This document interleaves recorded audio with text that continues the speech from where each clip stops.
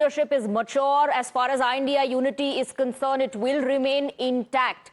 Meanwhile, we're getting this breaking input on the broadcast sources at Lok Bhavan indicate that TVK chief Vijay may fall short of the required numbers to form the government. And as a result, the swearing-in ceremony expected tomorrow is now unlikely to take place. The situation remains fluid with all eyes on the final numbers and next political moves, especially that of the TVK. We have Dharni, Kritika and Somit getting us more details. Let's first go across to Dharni. So that's the big breaking input coming in, oath-taking event unlikely to take place tomorrow.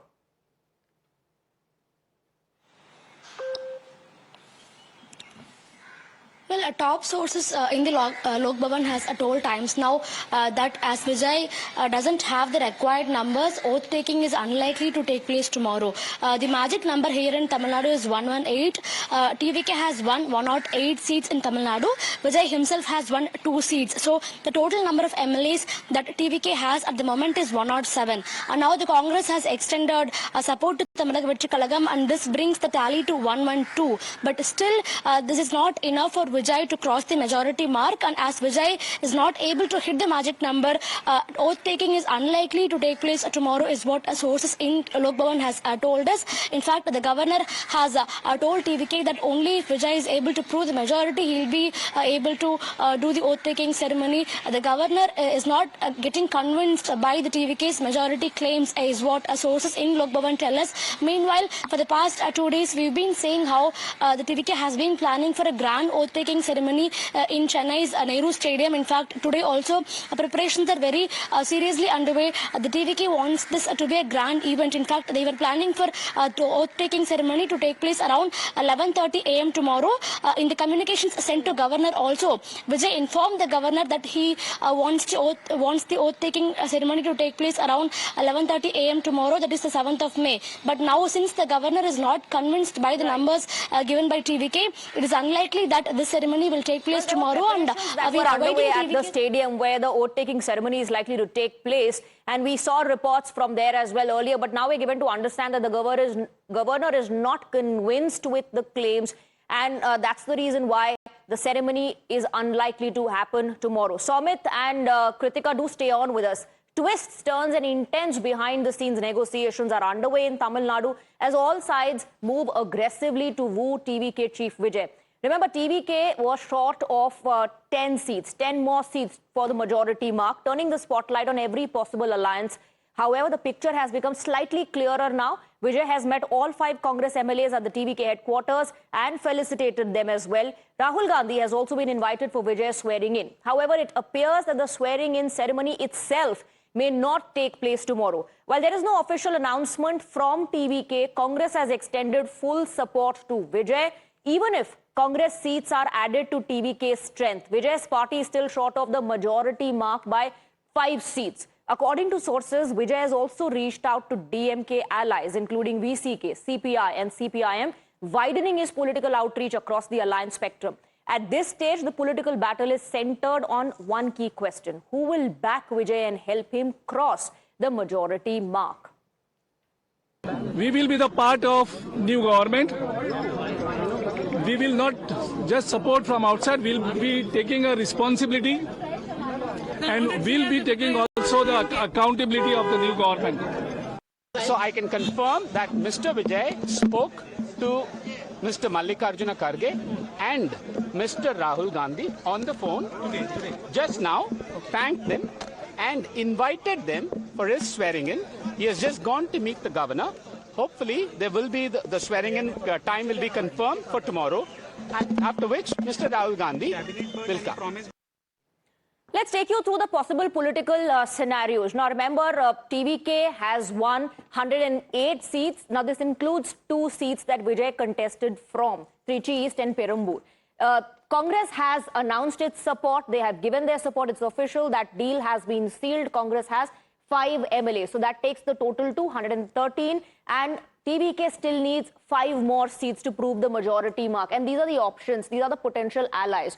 CPIM, CPI, VCK, all 3 of them have 2 seats each to offer, and PMK has 4 seats. The total, of course, is 234 and 118 is the majority mark which Vijay has to prove, and he's still 5 seats short of proving that majority on the floor of the House, which is the reason why the governor was not convinced. And that's why we are telling you that according to sources, the swearing-in ceremony may not take place tomorrow. It's unlikely to happen tomorrow. We have some breaking inputs coming in on the broadcast at the moment. Sources tell Times Now that Vijay informed governor that he's speaking to his leaders and will get back very soon. So once, of course, that conversation happened wherein the governor was not convinced with the claims that were being made.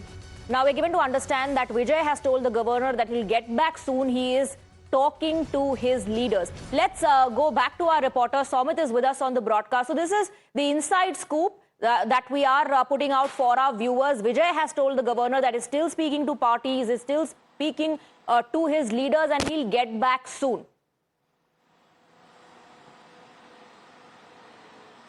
Well, Swati, that is, that is right. Actually, what happened is today we have, we've been completely following all the developments here in Chennai, and we are putting out for our viewers each and every development happening here in the Chennai city. So Vijay went and met the governor after governor reached from the Kerala, and he was waiting for the governor since yesterday, and even sent a letter yesterday. And governor was initially even yesterday letter was sent when Dharani spoke to him exclusively. At that time, also he mentioned that he needed further more details because.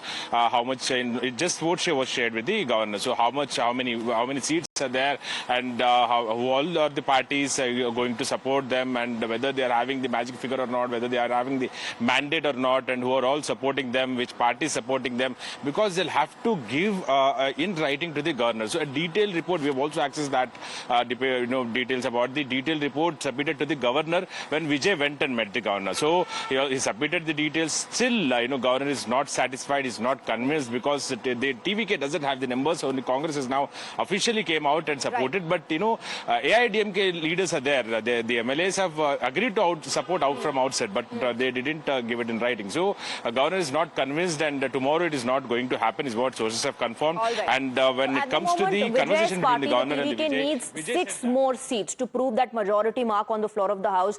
Kritika, Dharani and Somit, do stay on with us. Let's also tell our viewers about the one party which has decided to join the TVK alliance, which is Congress. So Congress has extended its support officially to Vijay's TVK after it emerged as the single largest party, but with a clear condition attached. So this support is with a condition. In a letter, Congress has said its support will depend on TVK keeping out any communal forces that do not believe in the Constitution of India. The letter also states that TVK chief Vijay had requested Congress for support and that the people of Tamil Nadu have given a strong verdict. Congress has said it's the duty of the party to respect the people's mandate and has assured full support to TVK under these conditions, that communal forces be kept away. Congress leaders met TVK's chief Vijay earlier.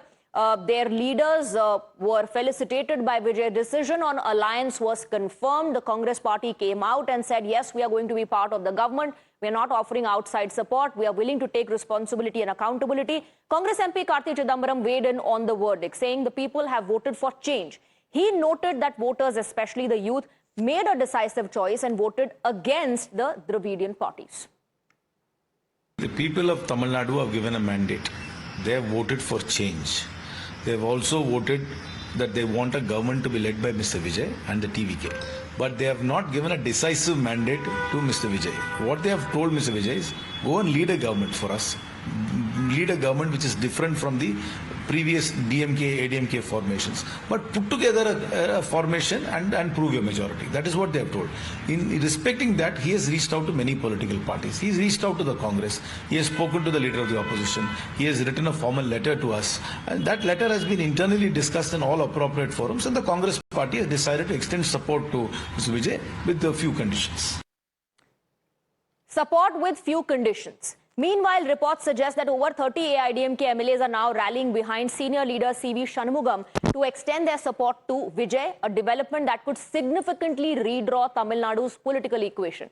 Cracks are emerging within AIDMK. Sources indicate that 30 plus AIDMK MLAs are ready to back Vijay, while another section is rallying behind CV Shanmugam on the question of supporting TVK. AIDMK chief Edappadi Palanisamy is said to be not in favor of supporting TVK. setting up a clear internal divide between EPS and CV Shanmugam over the party stand. So what happens if there is a split in the AIDMK? Let's take a look at the numbers. Let's take a look at the political scenario, the equations which are changing.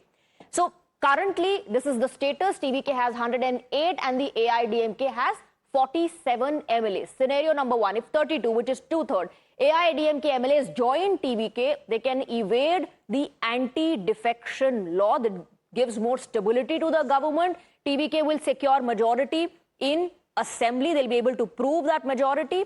The equation is that AIDMK loses 32 MLAs. What is left is 15 MLAs. TVK gains 32 MLAs and the total goes up to 140 MLAs, a very comfortable majority for the government. Scenario number two, if 30 AIDMK MLAs join TVK, then that invites disqualification.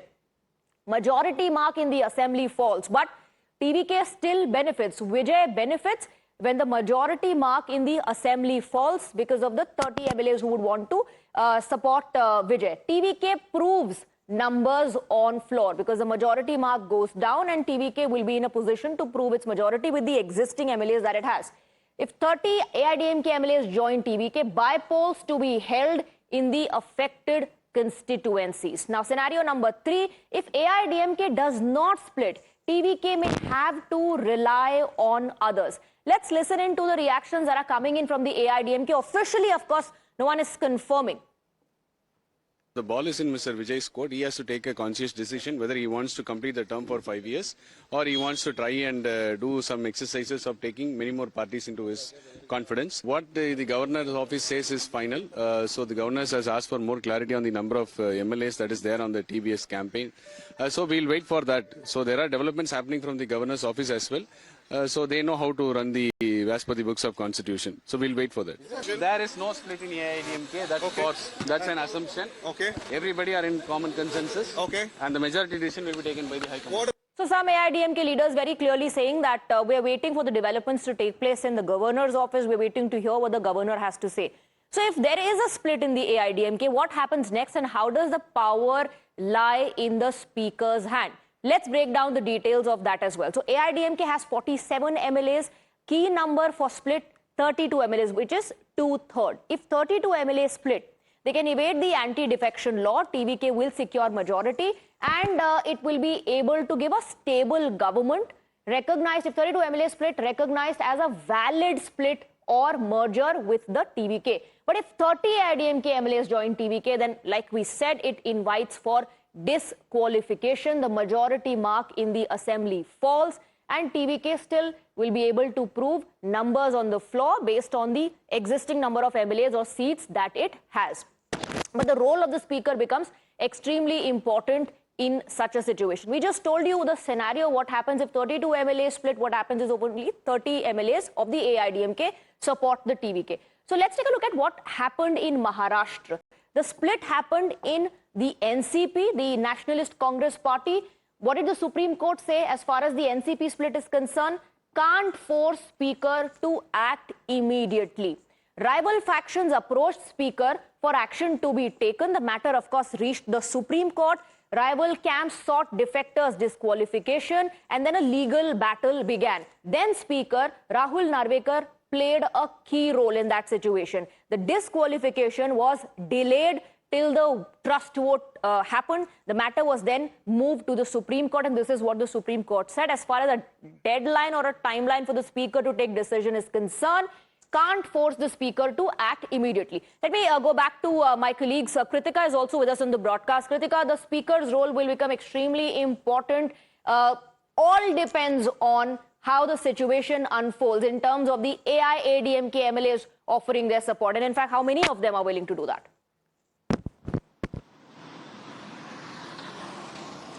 Well, exactly how many is the big question here, because remember what Kovai Satyan, the spokesperson of the AIADMK, has stated is that the ball is in Vijay's court. So in fact, he's acknowledged that there is momentum. He's refused any, in fact, speculation of a rift within the party, and has gone on to say that the ball is in Vijay's court, that he has to take the initiative of, in fact, speaking to the top leadership as well. We had earlier also spoken about how General Secretary of the TVK, Mr. N. Anand, had visited EPS as well. So, of course, there are conversations that are underway. Earlier, we were expecting some sort of an outside support that could be lended to TVK, which would be proven on the floor test that would happen post the swearing in. But the governor has now made it amply clear that, in fact, there is an indication that TVK does not have enough numbers with which he can the process of the swearing in can begin. So this is the first roadblock that TVK is facing, even as of 2 days since the announcement of the results. Of course, the smaller parties have acknowledged his impact and the possibility of a post-poll alliance as well. But a concrete, written communication to the governor is pending. That will make the governor more confident in terms of constitutional terms also of inviting TVK chief Vijay for the swearing in and to form the governance. So this is, of course, at the moment unclear in terms of where this additional support is coming in for TVK to prove their majority, and whose support is Vijay willing to accept. As of now, according to our reporters and sources, the news coming in is that the oath-taking ceremony is unlikely to take place tomorrow. Thank you very much, Dharni, Somit and Kritika, for getting us the details. Keep tracking all the developments. For the moment, we're slipping into a very short break. There's a lot more lined up on the other side as well. Stay on with us.